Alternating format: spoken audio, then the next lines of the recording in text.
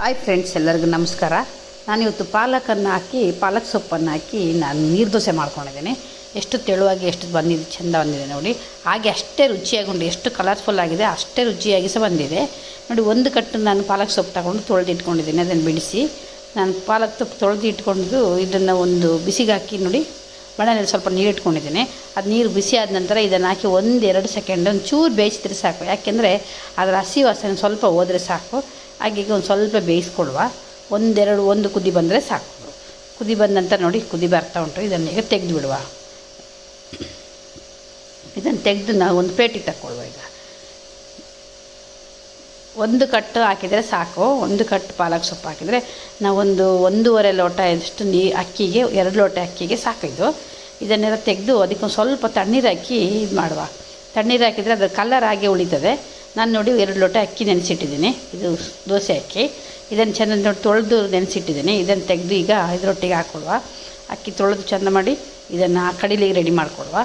ಈಗ ಇದಕ್ಕೆ 1 ಗಡಿ ತೆಂಗಿನಕಾಯಿ ತೊಗೊಂಡಿದ್ದೀನಿ ನಾನು ನೋಡಿ. 1 ಗಡಿ ತೆಂಗಿನಕಾಯಿ ತೊಗೊಂಡಿದ್ದೀನಿ. 1 ಗಡಿ ಸಾಕಾಗ್ತದೆ ತೆಂಗಿನಕಾಯಿ ಹಾಕಿದರೆ. ಇದನ್ನು ಕಟ್ ಮಾಡಿ ನಾವು ಜಾರಿಗೆ ಹಾಕ್ಕೊಳುವ. ಜಾರಿಗೆ ಹಾಕಿದ ನಂತರ ಅದಕ್ಕೆ ಪಾಲಕ್ ಸೊಪ್ಪು ಮತ್ತು ತೆಂಗಿನಕಾಯಿ ಹಾಕಿದ್ದೀನಿ. ಇದಕ್ಕೊಂದು 2 ನಾವು ಬೇರೆ ಸೊಪ್ಪು ಹಾಕುವ, ಕರಿಬೇವಿನ ಸೊಪ್ಪು ಹಾಕುವ. ಅದಕ್ಕೊಂದು 2 ಕಾಯಿ ಮೆಣಸು ಹಾಕುವ. ಇದು ಕರಿಬೇವಿನ ಸೊಪ್ಪು ಇದೆಲ್ಲ ಹಾಕಿದರೆ ಭಾರಿ ಪರಿಮಳ ಬರ್ತದೆ, ತುಂಬ ಟೇಸ್ಟ್ ಸಹ ಆಗ್ತದೆ.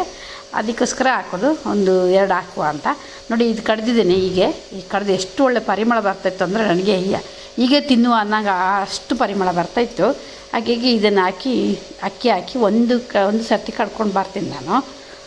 ಸಣ್ಣ ಕಡಿಬೇಕು. ನಾವು ನೀರು ದೋಸೆಗೆ ಬಂದಾಗ ಕಡಿತೀವಲ್ಲ, ಹಾಗೆ ಸಣ್ಣ ಕಡಿಬೇಕು ನೋಡಿ. ಒಂದು ಸಲ ಕಡ್ದಿದ್ದೇನೆ. ಕಡ್ದು ಇನ್ನೊಂದು ಸರ್ತಿಗೆ ಹಾಕ್ಕೊಳ್ವ. ಇದು ಇನ್ನೊಂದು ಸರ್ತಿಗೆ ಹಾಕ್ಕೊಳ್ಳುವಾಗ ಅದಕ್ಕೆ ರುಚಿಗೆ ತಕ್ಕಷ್ಟು ಕಲ್ಲು ಉಪ್ಪು ಹಾಕ್ತಾಯಿದ್ದೇನೆ. ನೀವು ಪೊಡಿ ಉಪ್ಪು ಹಾಕಿದ್ರೆ ಹಿಟ್ಟಿಗೆ ನೀವು ಕಡ್ದ ನಂತರ ಪೊಡಿ ಉಪ್ಪು ಹಾಕಿ. ಈಗ ನೋಡಿ 2 ಸ್ಪೂನಷ್ಟು ತೆಂಗಿನ ಎಣ್ಣೆ ಹಾಕ್ತಾಯಿದ್ದೀನಿ. ಈ ತೆಂಗಿನ ಎಣ್ಣೆ ಹಾಕಿದರೆ ನಮಗೆ ಒಳ್ಳೆ ಪರಿಮಳ ಬರ್ತದೆ ಮತ್ತು ಟೇಸ್ಟ್ ಹೆಚ್ಚು ಮಾಡ್ತದೆ. 2 ಸ್ಪೂನಷ್ಟು ತೆಂಗಿನ ಎಣ್ಣೆ ಹಾಕಿ ಬಂದ ರೆಡಿ ಮಾಡ್ಕೊಂಡಿದ್ದೀನಿ ನೋಡಿ.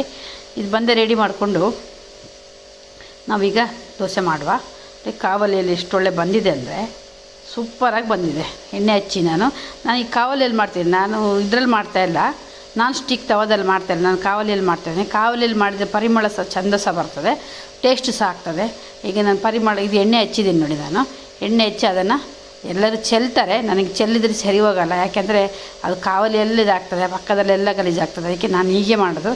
ಕೆಲವರು ಚೆಲ್ಲಿ ಮಾಡ್ತಾರೆ, ನಾನು ಹೀಗೆ ಮಾಡ್ತೀನಿ. ನೀವು ಬೇಕಿದ್ರೆ ಹೀಗೆ ಚೆಲ್ಲಿದರೆ ಸರಿ ಆಗ್ತದೆ. ನೀರು ದೋಸೆ ಚೆಲ್ಲಬೇಕು ಅಂತ ಹೇಳ್ತಾರೆ ನೋಡಿ. ಎಷ್ಟು ಒಳ್ಳೆ ಟೇಸ್ಟಾಗಿ ಬಂದಿದೆ ಅಂತ ಹೇಳಿದ್ರೆ ನೀವು ಒಂದು ಸಲ ಮಾತ್ರ ಖಂಡಿತವಾಗಿ ಟ್ರೈ ಮಾಡಿ. ನಾನು ಇನ್ನೊಂದು ಮಾಡ್ತಾಯಿದ್ದೀನಿ ನೋಡಿ. ಕೆಲವರೆಲ್ಲ ಹೇಳ್ತಾರೆ ಅದು ನೀರು ದೋಸೆ ಹಾಗೆ ಮಾಡೋದಲ್ಲ, ಚೆಲ್ಲಬೇಕಂತ ಹೇಳ್ತಾರೆ. ನನಗೆ ಚೆಲ್ಲಿದರೆ ಏನಾಗುತ್ತೆ ಅಂದರೆ ಕಾವಲೆಲ್ಲ ಸುತ್ತ ಎಲ್ಲ ಇದಾಗ್ತದೆ, ಬಂದ ಹಿಟ್ಟು ಹಾಕಿ ಇದಾಗ್ತದೆ. ಅದಕ್ಕೆ ನಾನು ಈಗ ಮೆಲ್ಲ ಹಾಕಿದರೆ ಸಾಕು, ತೆಳುವಾಗಿದ್ದರೆ ಎಲ್ಲ ಸರಿ ಆಗ್ತದೆ. ಹಾಗೆ ಹೀಗೆ ಮಾಡಿದ್ದೀನಿ. ನೀವು ಒಂದು ಸಲ ಮಾಡಿ ನೋಡಿ, ಹೇಗಾಗಿದೆ ಅಂತ ನನಗೆ ಕಮೆಂಟಲ್ಲಿ ತಿಳಿಸಿ. ತುಂಬ ಚೆಂದ ಆಗಿದೆ, ಮಾತ್ರ ಟೇಸ್ಟ್ ಆಗಿತ್ತು. ಎಷ್ಟು ಸರ್ತಿ ಹೇಳಿ ಸಮಾಧಾನವೇ ಇಲ್ಲ ನನಗೆ. ಸೊ ಮಾಡಿ ನನ್ನ ವೀಡಿಯೋ ನೋಡಿ ಧನ್ಯವಾದಗಳು ಎಲ್ಲರಿಗೂ ಸಹ.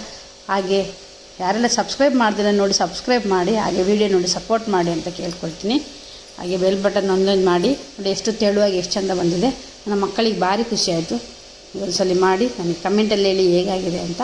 ಒಂದೇ ಥರ ನೀರು ದೋಸೆ ತಿಂದರೆ ಬೇಜಾರಾಗಿದ್ದರೆ ಇದೊಂದು ಥರ ಟ್ರೈ ಮಾಡಿ. ಆರೋಗ್ಯಕ್ಕೆ ತುಂಬ ಒಳ್ಳೆಯದು ಅಂತ ಹೇಳ್ತಾ ಎಲ್ಲರಿಗೂ ನಮಸ್ಕಾರ.